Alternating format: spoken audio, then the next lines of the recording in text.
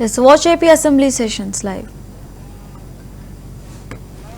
చివరి ఆయకట్టు భూములకి నీరు వచ్చే పరిస్థితి లేక రైతాంగం ఇబ్బంది పడతా ఉంటే తాగునీటికి సాగునీటికి గౌరవ ముఖ్యమంత్రి చంద్రబాబు నాయుడు గారు ఆ రోజు 2014-19 మధ్యలో ఈ విషయాన్ని గుర్తించి ఎప్పుడో ప్రారంభమైనటువంటి 2019 ప్రాంతాల్లో ప్రారంభమైనటువంటి చింతలపూడి ఎత్తిపోతల పథకాన్ని విస్తృతపరిచి తొలుత దీన్ని 2 లక్షల ఎకరాల కొత్త ఆయకట్టుని సృష్టించడం కోసం ఏర్పాటు చేసిన ఈ ప్రాజెక్ట్ ని తర్వాత చంద్రబాబు నాయుడు గారి దూరదృష్టితో ఏవైతే సాగరు ఎడమ కాలువ కింద ఉన్నటువంటి చివరి ప్రాంతాలకి ఆయకట్టుకు 3వ ఫేజ్లో ఉన్నటువంటి భూములకు నీరు అందట్లేదని చెప్పి కొత్తగా దీని ఆయకట్టుని పెంచి కొత్తగా ఒక 2,80,000 ఎకరాలు ఏవైతే సాగర్ చివరి భూములు ఉన్నాయో పశ్చిమ గోదావరి అలాగే ఏలూరు కృష్ణా ఎన్టీఆర్ జిల్లాల్లో ఉన్నటువంటి 35 మండలాలు 10 నియోజకవర్గాలు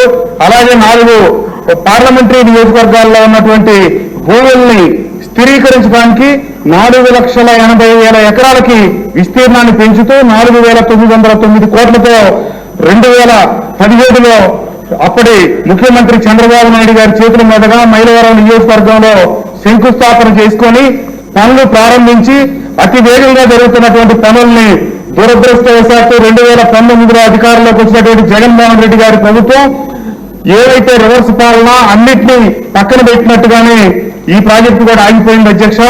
మొదట 1,700 కోట్లతో ఈ పనులు ప్రారంభమైతే చంద్రబాబు నాయుడు గారు ఈ ప్రాజెక్టు 4,80,000 ఎకరాలకి ఆయకట్టుకు తీసుకెళ్లేటట్టు 4,900 కోట్లతో దీన్ని ప్రణాళికలు రూపొందించి 4,200 కోట్ల రూపాయలు ఖర్చు చేసి దీంట్లో 4,013 ఎకరాల భూములు సేకరించవలసి ఉంటే దాదాపుగా 3,325 ఎకరాల భూములు సేకరించి వాటికి రైతులకి చెల్లింపులు చేయడం పూర్తయింది అధ్యక్ష. దీంట్లో కేవలం 688 ఎకరాలు ఇంకా భూములు సేకరించాల్సింది. అలాగే అటవీ భూములు ఒక 4 హెక్టార్లు కేవలం 300 మీటర్లు మాత్రమే సేకరించవలసింది. ఈ కారణాలతో గత ప్రభుత్వంలో దీని మీద శ్రద్ధ చూపినందువల్ల ఈ ప్రాంతానికి 4,200 కోట్ల రూపాయలు నిధులు వెచ్చించినప్పటికీ ఈ రాష్ట్రానికి ఏమాత్రం ప్రయోజనం అనుకోవట్లేదు అధ్యక్ష. ఏదైతే మళ్ళా అక్కడ కొత్త ఒక జలాశయం నిర్మించాలని ఇట్లాంటివన్నీ మళ్ళా దీన్ని ఇప్పుడు కొత్త ప్రతిపాదనలు దాదాపుగా 9,500 కోట్లు 9,600 కోట్లతో కొత్త ప్రతిపాదన తయారు చేయడం జరిగింది. ఏమైనప్పటికీ ఈ మధ్యలో పురోగతి లేకుండా ఆగిపోయినటువంటి కాలువల పనులు ఈ ప్రభుత్వం రామానాయుడు గారి ఆధ్వర్యంలో త్వరితగతిన చేపట్టి దీనికి చాలా అడ్డంకులు ఉన్నాయి. కొద్ది ప్రాంతాల్లో కేవలం రాజకీయ పార్టీలు రాజకీయ కారణాలు సాకులుగా చూపించి భూసేకరణకు అడ్డుపడుతా ఉన్నారు. దీంట్లో ప్రభుత్వం కూడా అటవీ భూములు సేకరించవలసింది ఒక 4 హెక్టార్లు మాత్రమే ఉంది. దీనివల్ల ఒక 300 మీటర్లు పైప్ లైన్లు పూర్తి కానందువల్ల ఒక దశ ఎత్తిపోతలు ఆగిపోయింది. అంతేకాకుండా తాడిపూడి దగ్గర ఏర్పాటు చేసేటువంటి మొదటి దశ 2వ దశ దగ్గర మోటార్లన్నీ పెట్టడం వాటిని విద్యుత్ స్టేషన్లు పెద్ద స్టేషన్లు ఏర్పాటు చేయటం ఇప్పటికి దాదాపుగా 4-5 సంవత్సరాలు పైబడి 6 సంవత్సరాలు అవుతా ఉంది.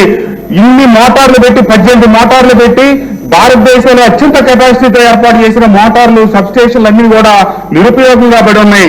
2,000 కోట్ల రూపాయలు కనుక ప్రభుత్వం ఖర్చు చేయగలిగితే వచ్చే 1.5-2 సంవత్సరాల ప్రాంతంలో ఈ ఏవైతే 35 మండలాలు 10 నియోజకవర్గాలు 4 పార్లమెంటరీ నియోజకవర్గాల్లో రైతాంగానికి తక్షణం మైలవరం నియోజకవర్గానికి తిరువూరు నూజివీడు ప్రాంతాలకి అలాగే గన్నవరం పశ్చిమ గోదావరి జిల్లాలో కొన్ని ప్రాంతాలకి 2,80,000 ఎకరాలకి మొదటి దశ కింద తక్షణం నీరు ఇవ్వడానికి వీలు పెడతా ఉంది.